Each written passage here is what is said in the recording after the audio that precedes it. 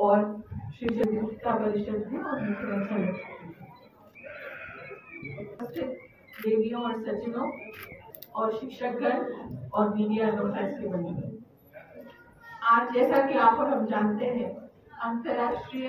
जैव विविधता दिवस है। जैव विविधता या बायोडायवर्सिटी सबसे पहले चित्रकला के विनर का नाम मैं घोषित करने जा रही हूँ। बहुत से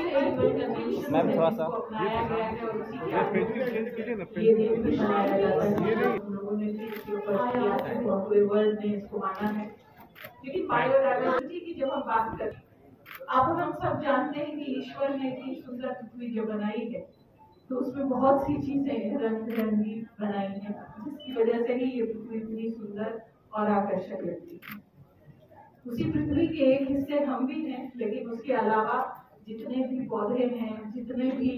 जानवर हैं, जितने भी कीट पतंगे हैं, जितनी भी मछलियां हैं, जितनी भी अन्य जीव जंतु हैं, यहाँ तक कि पैरासाइट्स और माइक्रो ऑर्गेनिजम्स तक ले लीजिए, हर तरह की विविधता। सबसे पहले चित्रकला के विनर का नाम मैं और ये सारी जा रही हूँ, एक दूसरे से जिसमें कड़ियों में किया है। अगर आप अपने स्कूल में फूड चेन पढ़ी है या पर्यावरण संतुलन के बारे में पढ़ा है तो आप ये जानिएगा कि हर चीज का किसी और से कड़ी में जुड़ाव है और अगर एक चीज विलुप्त हो जाती है मैम थोड़ा सा इसी वजह से हम विविधता की बात करते हैं। तो जैव विविधता इसलिए भी जरूरी है कि पृथ्वी संरक्षित रहे और वैसी ही रहे जैसी वो शुरू से बनी थी, हरी भरी। और उसी के साथ अगर जैव विविधता नहीं रहेगी तो वो दिन भी दूर नहीं है जब मानव जीवन भी इस पृथ्वी से विलुप्त हो जाएगा। इसलिए ये बहुत आवश्यक है कि हम इसकी महत्वता को समझें और इसे आगे बढ़ाने के लिए सबसे पहले चित्रकला के विनर का नाम मैं घोषित करने जा रही हूँ, जिसमें किया गया है और जैव विविधता परिषद के माध्यम से कार्यक्रम भी चलाए जा रहे हैं। सभी जैव विविधता शेखर जी सभागार में उपस्थित हमारे सम्मानित पटना के सभी देवियों और देश के प्रगति के सूत्रधार बच्चों, अभी आपने काफी डिटेल में हमारे विभाग की सचिव से हमारे विभाग के द्वारा किए जा रहे कार्यों के बारे में सुना। मैं उसको रिपीट नहीं करूंगा, लेकिन सबसे पहले मैं आप लोगों को, आप सभी जो प्रतिभागी हैं और सभी जो विजेता हैं, उनका आभार प्रकट करता हूं कि उन्होंने और उनके परिवार के लोगों ने जैव विविधता के अर्थ को समझा और पृथ्वी पर जितने जीव जंतु हैं उनको संरक्षित करने के लिए उसके महत्व को समझा। पूरे दुनिया में अपनी प्रगति के लिए,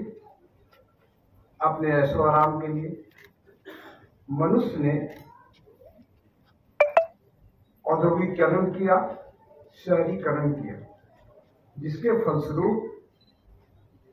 काफी पेड़ की कटाई हुई, वन का क्षेत्र संकुचित होने लगा, जो जल संचय का काम करती थी नदियां और तालाब वो भी सुकृति चली गई, वन प्राणी का आश्रय कम हो गया, जिसके फलस्वरूप जलवायु परिवर्तन का प्रकोप पूरे दुनिया में दिखने लगा और उस प्रकोपों के भय से पूरे दुनिया जागरूक हो गई। लेकिन मैं आपको बताना चाहता हूं कि वो बिहार जो सबसे पहले जागा, हमारे माननीय मुख्यमंत्री जी विकास पुरुष नीतीश कुमार जी के नेतृत्व में 2012 में ही हरियाली मिशन उन्होंने लाया था। 2005 के पहले अगर इस विभाग की बात करते तो बेमानी था, क्योंकि पटना के नागरिक भी हैं, बच्चे भी हैं और ऐसे बच्चे हैं जो 25 बरस से कम के हैं, उनको ये जानना चाहिए